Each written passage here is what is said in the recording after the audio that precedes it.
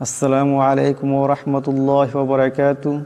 সম্মানীয় নাজরিন, আজকে একটি দোয়া সম্পর্কে আলোচনা করব, যে দোয়ার অনেক গুরুত্বপূর্ণ একটি ফজিলত হাদিসে বর্ণিত হয়েছে।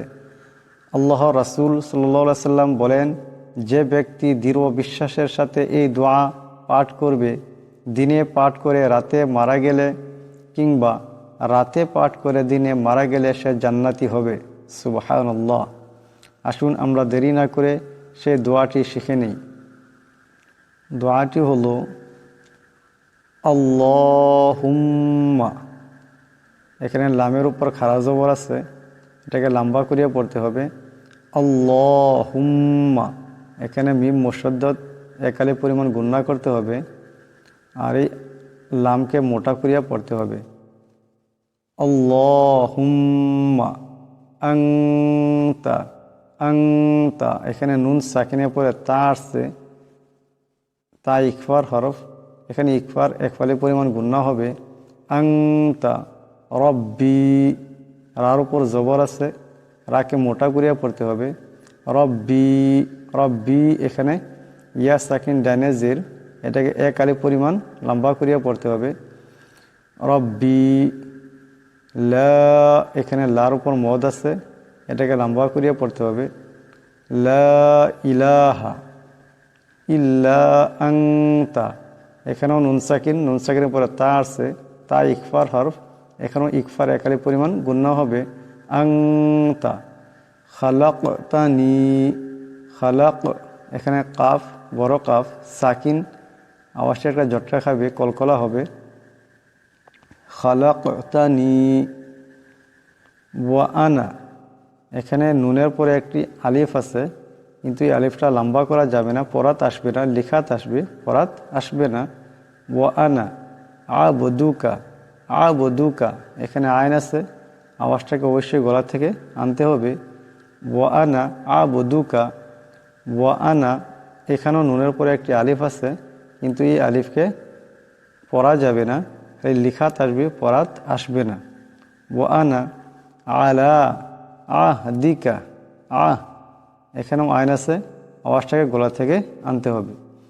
ওয়া আনা আলা আহদিকা ওয়া ওয়াদিকা, এখানে দুইটি ওয়াও আছে। ওয়া ওয়াদিকা মাস্তাতাতু, এখানে মিম এই সিনকে ধরবে। মাস্তাতাতু, এখানে তোয়া আছে, আওয়াজটাকে মোটা করিয়া পড়তে হবে। এখানে আইন আছে, আওয়াজটাকে গলা থেকে আনতে হবে। আউযু বিকা, এখানে জাল আছে, আওয়াজটা নরম করিয়া পড়তে হবে। আউযু বিকা মিং, এখানে মিং ইকফার একালে পরিমাণ গুণ্য হবে। নুন সাকিনের পরে শিন আসছে, শিন ইকফার হরফ, এখানে ইকফার একালে পরিমাণ গুণ্য হবে। মিং শাররি, রান নিচে জের আছে, রাটাকে পাতলা আওয়াজে পড়তে হবে।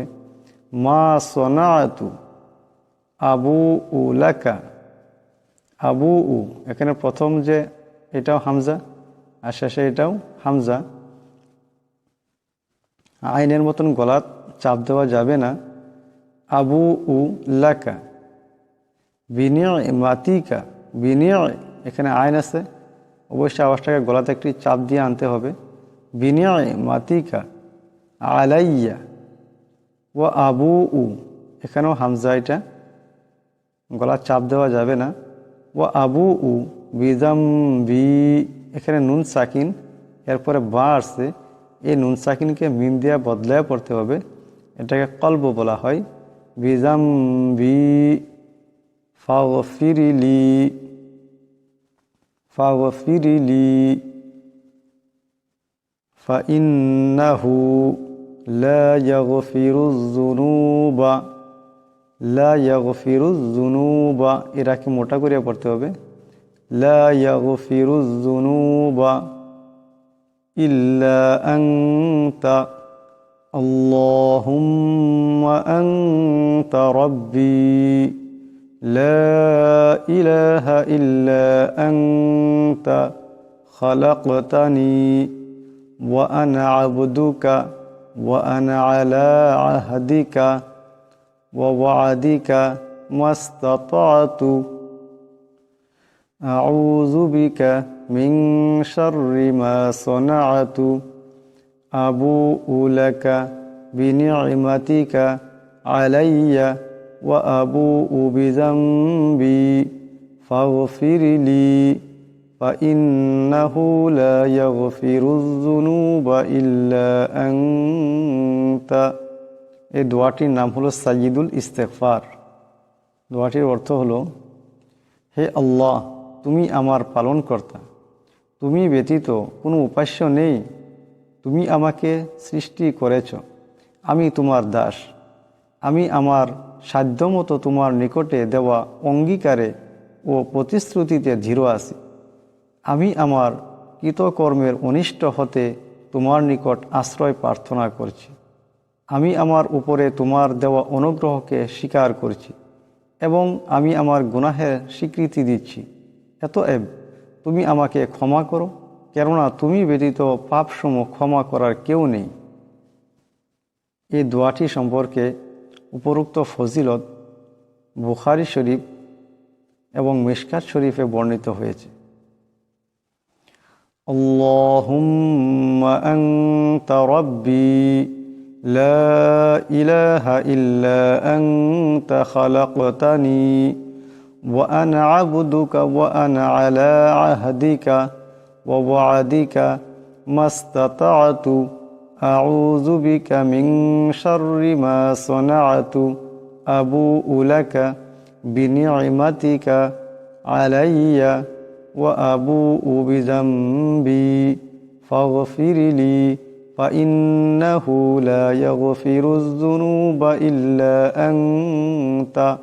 সম্পূর্ণ দোয়াটি হলো, আল্লাহুম্মা আনতা রাব্বি লা ইলাহা ইল্লা আনতা খালাকতানি ওয়া আনা আবদুকা ওয়া আনা আলা আহদিকা ওয়া ওয়া'দিকা মাস্তাতা'তু আউযু বিকা মিন শাররি মা সানা'তু আবুউ লাকা বিনি'মাতিকা আলাইয়া ওয়া আবুউ বিযামবি ফাগফিরলি ফাইন্নাহু লা ইয়াগফিরুয যুনুবা ইল্লা আনতা।